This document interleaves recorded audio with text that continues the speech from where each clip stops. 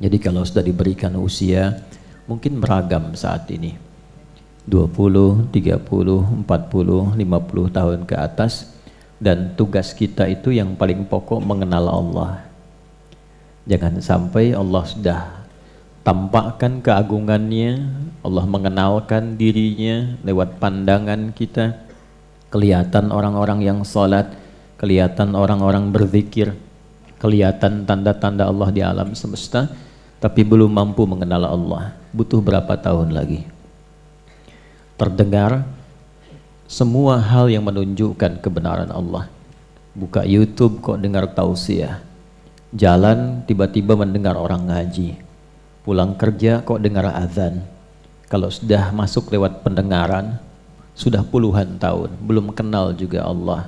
Butuh berapa tahun lagi telinga ini difungsikan dan kelak akan dihisab. Termasuk juga kita diberikan oleh Allah anugerah akal untuk mencerna.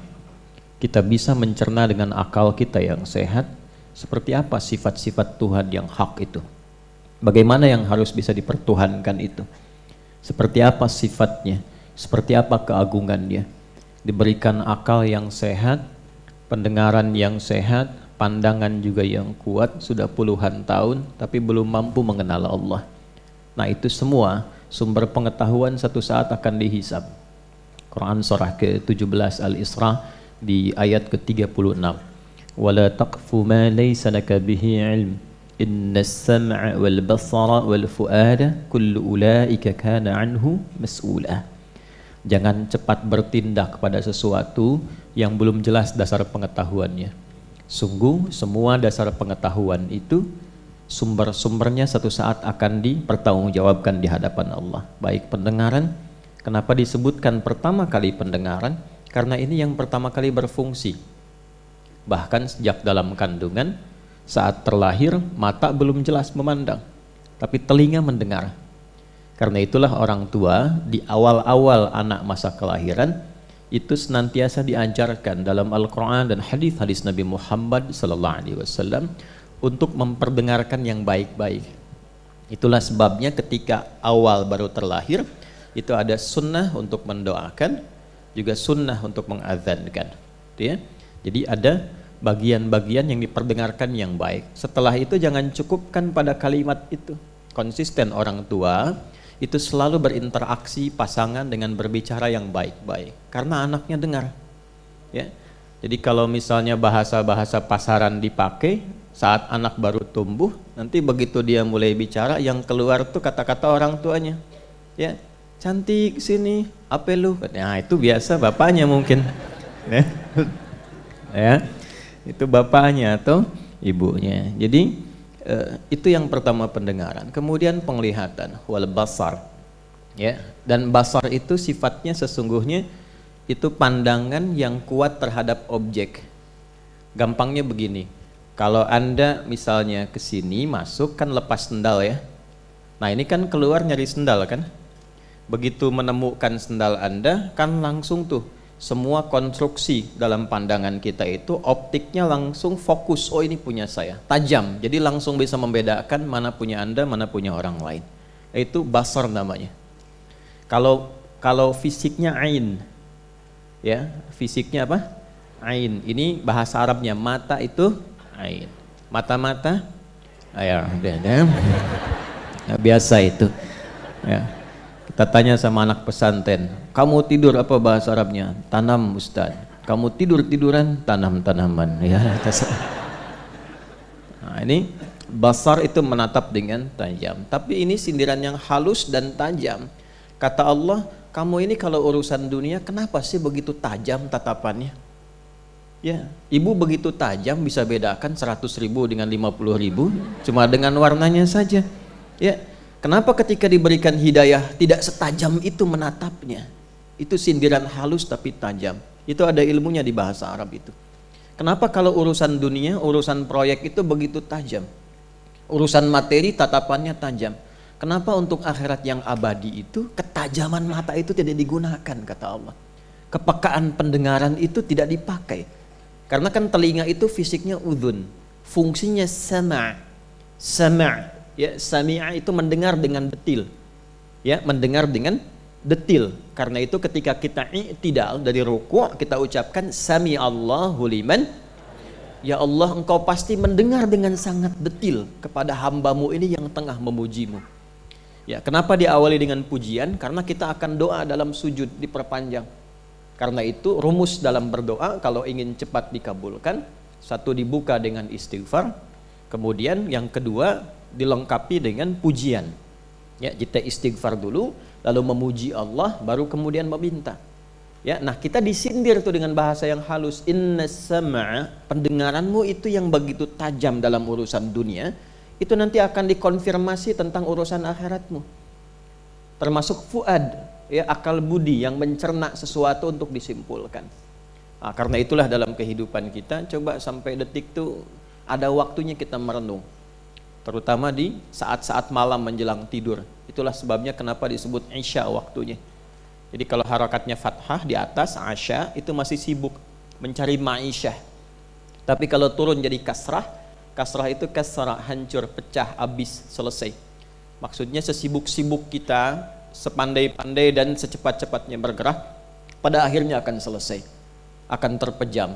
Nah, diberikanlah kita itu pelajaran setiap malam untuk terpejam, supaya merasakan kalau besok-besok terpejam untuk selamanya dan tidak bangun kembali. Bekal apa yang dibawa? Karena begini kata Al-Imam Al-Ghazali itu, orang itu kalau dia mimpi, itu bekal mimpinya dibawa dalam keadaan sebelum tidurnya. Jadi apa yang Anda rasakan saat tidur, itulah yang dibawa ketika Anda bangun sebelumnya. Ya. Makanya kan ada yang saat tidur senyum, ya kan? Ada yang saat tidur misalnya kan ya membahas apa, dia bicara sendiri, itu terbawa memori sebelum tidur.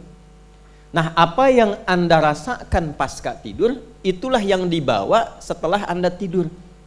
Karena itu saat bangun itu pertama kali yang difikirkan kan hasil mimpi kan? Ya, bukan kredit motor yang kemarin belum lunas kan? Ya.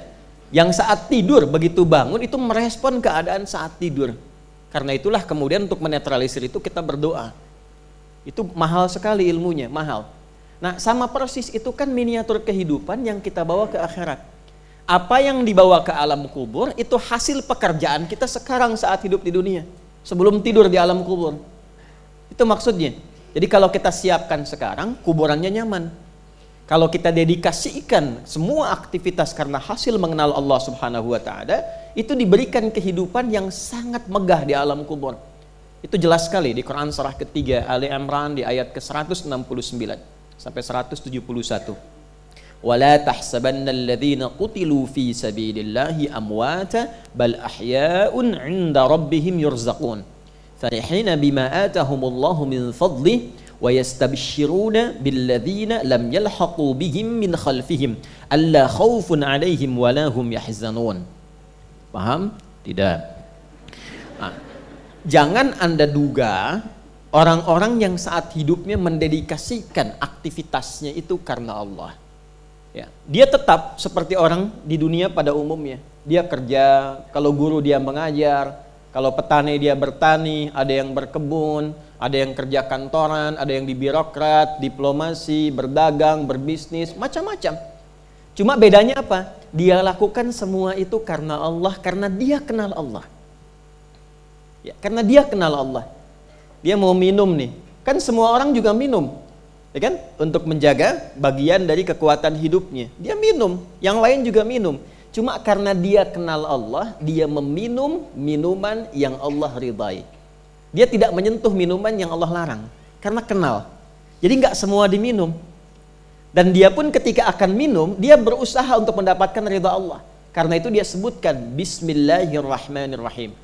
Ya, ba-nya di situ sababiyah. Saya minum ini karena Allah. Kalau Allah nggak perintahkan, saya nggak minum. Gitu. Ya, kalau Allah nggak perintahkan saya tidak minum. Kalau Allah larang nggak akan saya minum. Kalau di depan minuman saya yang dilarang oleh Allah nggak akan saya minum.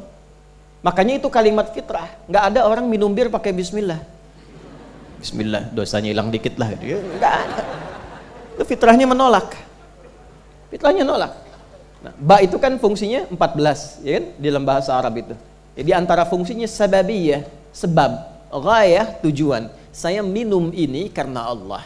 Nah, minuman itulah yang ketika dikonsumsi langsung turun ridha Allah di dalamnya.